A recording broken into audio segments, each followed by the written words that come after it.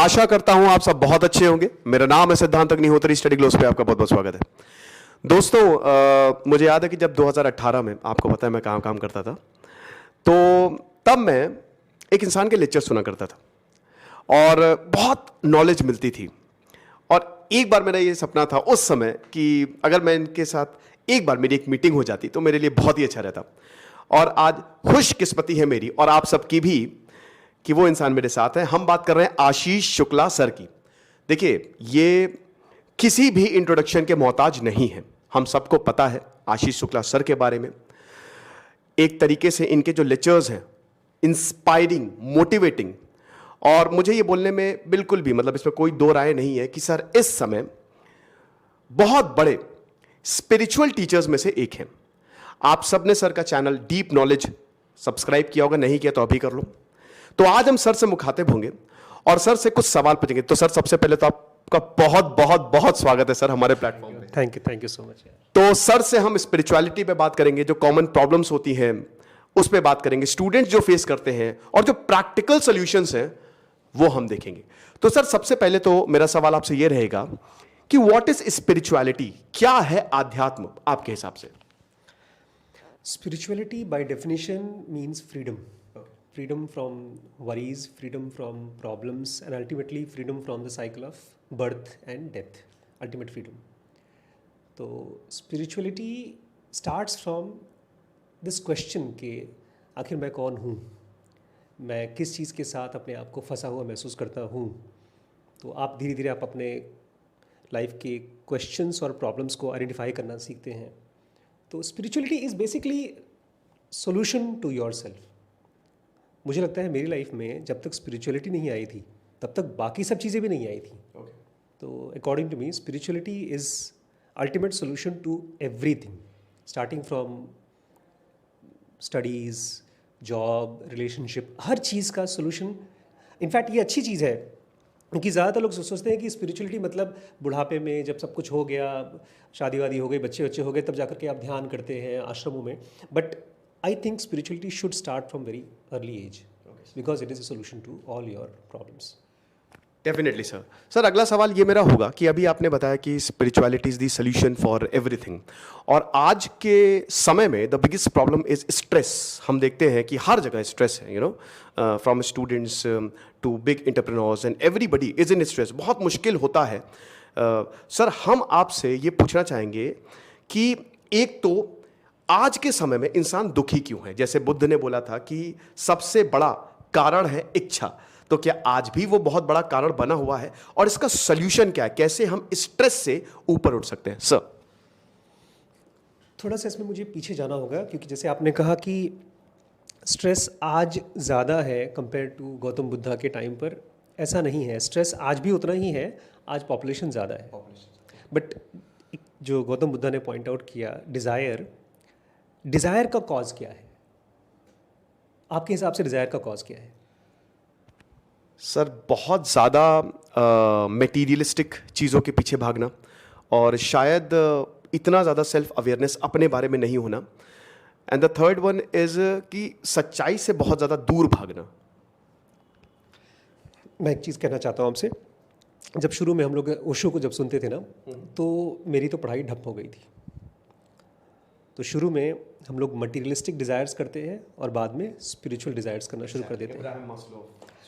अब डिज़ायर तो चालू ही रहती है, तो what causes that desire? Desire का प्रोसेस कहाँ से आता है आपके हिसाब से? डिज़ायर का प्रोसेस कहाँ से स्टार्ट होता है? आप बोलना चाहेंगे?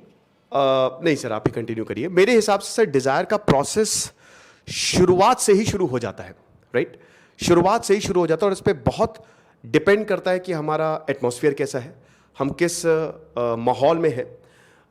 एग्जाम्पल के तौर पे कि अगर दो लोग हैं, दो suppose there are two persons कि, और एक को माहौल बहुत ही अच्छा मिला है तो डेफिनेटली वो उस माहौल के हिसाब से ढलेगा, और दूसरे को माहौल अगर उतना अच्छा नहीं मिला है तो शायद उस माहौल के हिसाब से ढलेगा।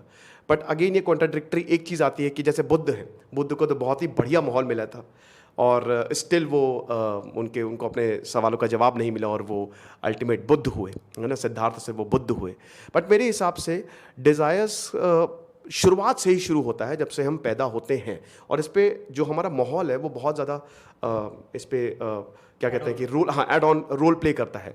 आपके हिसाब से सर यू आप इस पे ज़्यादा जानकारी देना चाहें, और आपकी जानकारी बहुत ही बेनिफिशियल भी होगी हम सब के लिए। देखिए, हम लोग यूज़ कर रहे हैं रोड का माइक। मुझे सिद्धांत जी ने कहा है कि बहुत अच्छा है ये रोड का माइक, ये बोया का माइक से बेटर है। बेसिकली हमारा जो ब्रेन है उसका स्ट्रक्चर ही ऐसा बना है कि वो अपग्रेडेड नहीं है।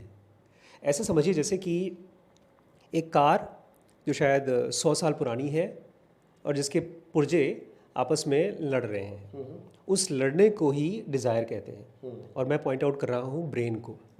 बेसिकली ब्रेन, आज मेडिकल साइंस भी इस बात को मानती है कि 3 मेन चीज़ों से बनी हुई है। इनफैक्ट ब्रेन का काउंटर पार्ट माइंड 3 मेन चीज़ों से बना है। एक बना है ग्रे सेल्स जो सोच सकता है। दूसरा बना है इमोशंस, थैलेमस, हाइपोथैलेमस, जो फील कर सकता है। और तीसरा है इंस्टिंक्ट, जो हमारे बाकी सेंट्रल नर्वस सिस्टम है। अब ये तीनों चीज़ें आपस में इन ट्यून नहीं है, ये लड़ती रहती है। क्योंकि the way of working of I centre और ग्रे सेल्स इज़ डिफरेंट। वो चीज़ों को समझता है सही और गलत, लेकिन हमारा इमोशंस या हाइपोथैलेमस चीज़ों को सही गलत नहीं जानता। वो फील करता है और उसको चाहिए, चाहे कितनी भी गलत हो। तो एक ही ब्रेन एक चीज़ को चाहता है और एक ही ब्रेन एक चीज़ को गलत समझता है। और ये बेसिक कॉन्फ्लिक्ट है, चाहे वो स्पिरिचुअलिटी की डिज़ायर हो, चाहे वो मटेरियलिज्म की डिज़ायर हो। अब वो ब्रेन बेचारा जब नहीं पाता है जिस चीज़ को चाहता है तब तो परेशान है ही, जब पा जाता है तब भी परेशान रहता है। Because this brain as such is not our true self. Spirituality ये भी कहती है कि ठीक है, आप जी लीजिए, आपको पैसा कमाना है, नाम कमाना है, आपको बहुत फेमस बनना है, वो सब चीज़ कर लीजिए, but ultimately you will realise that you will not get that thing जो आप ट्रूली हैं। तो स्ट्रेस का कॉज क्या है? Not being able to understand कि ये जो ब्रेन हम यूज़ कर रहे हैं उसका स्ट्रक्चर कैसा है, उसकी वर्किंग कैसी है, और उसी वर्किंग को सीखना इज़ बेसिकली स्पिरिचुअलिटी और योगा, जिसको हम लोग ज़ेनोगा की तरह से सिखाते हैं अपने चैनल पे। बिल्कुल सर। और मैंने सर इसके सॉल्यूशंस की बात की थी कि आज स्ट्रेसफुल है, क्या आज के समय में सॉल्यूशंस हो सकते हैं? हमको पता है कि ज़माना बदलता है ना, और ज़माने के हिसाब से आज 300 साल पहले जो चीज़ें चलती थी आज वो नहीं चलती हैं। आज के समय में सर, मॉडर्न वर्ल्ड में कैसे हम स्ट्रेस से डील कर सकते हैं सर? एक चीज़ जो 2000 साल में भी नहीं बदली है वो है ब्रेन। ठीक है, स्ट्रेस हमको बेसिकली बाहर की चीज़ों की वजह से लग रहा है ज़्यादा, बट कॉज हमारे अंदर ही है। इसलिए अगर डी स्ट्रेस भी करना है खुद को, तो we have to start identifying कि मैं क्या चीज़ चाहता हूँ। सबसे पहली, जैसे मैं शुरू में जब मेरी मुलाकात डॉक्टर साहब से नहीं हुई थी, तो मुझे लगता था कि मुझे पैसा चाहिए, लेकिन स्ट्रेस का cause is inability to understand. तो अगर आपकी लाइफ में एज ए स्टूडेंट या किसी भी बच्चे की लाइफ में अगर स्ट्रेस है, तो अपने आप को क्वेश्चन पूछना शुरू करें कि मैं चाहता क्या हूँ और उसको कैसे पा सकता हूँ, नंबर 1, और उसको डिवाइड करें in small bits and pieces. Because पता है क्या होता है, अभी कल मैं स्कूल गया था अपने बेटे के स्कूल में, तो वहाँ पर उसको करीब 10-12 पेजेस का होमवर्क दे दिया गया था और वो बहुत ही स्ट्रेस था। तो मैं टीचर के पास गया, मैंने कहा आप तो यूट्यूब देखते हैं, आजकल शॉर्ट्स वगैरह चलते हैं, तो आपको लगता नहीं कि अगर यही 10 पेज का होमवर्क अगर आप एक एक पेज करके दे दें तो बड़ा खुश हो जाएगा?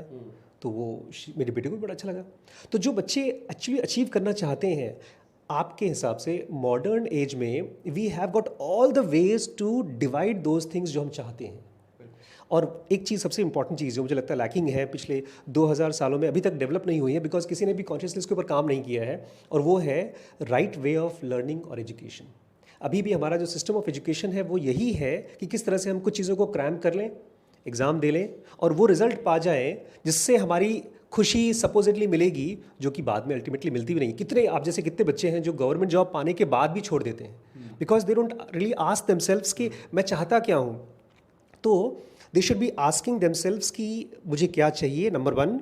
Number 2, do I enjoy what I am doing right now.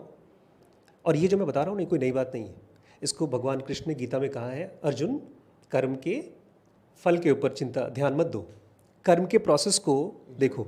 अब कृष्ण करते क्या था ज़िंदगी, दिन भर बांसुरी बजाते थे, इधर उधर घूमते थे और लड़ाई वड़ाई कर लेते थे, और जब लड़ाई का मैदान में गए तो वहाँ पर अर्जुन को लेक्चर दे रहे हैं, but he was enjoying the process. एक बंदा अगर वो भिखारी भी है और वो बांसुरी बजाने को एंजॉय कर रहा है, he will be D stressed. एक बिलियनर, उसके पास $100 बिलियन भी है, लेकिन वो उसका ब्रेन को पता नहीं है कि इस समय मैं क्या कर रहा हूँ और मैं उसके अंदर एंगेज्ड हूँ कि नहीं हूँ, तो वो स्ट्रेस्ड रहेगा। आज नेटफ्लिक्स है, यूट्यूब है, आपके जितने भी ढेर सारे ऐप्स हैं, हम करते क्या है, हमारे अपने ब्रेन को एंगेज करने की कोशिश करते हैं। सो डी स्ट्रेस करने का जो बेस्ट तरीका है, try to find out something that you can engage your brain with. Bill Gates पता है क्या करते हैं? बर्तन मांजते हैं। हाँ, yes, जब वो स्ट्रेस्ड होते हैं तो बर्तन मांजते हैं। जेन मॉन्क्स जो जापान में है, वो लोग टॉयलेट साफ करते हैं, पता है, रेत पर वो लोग बनाते हैं, डिज़ाइंस बनाते हैं एक एक महीने में, और उसके बाद उसको बिखेर देते हैं। So try to engage your self in to something, result will be by product.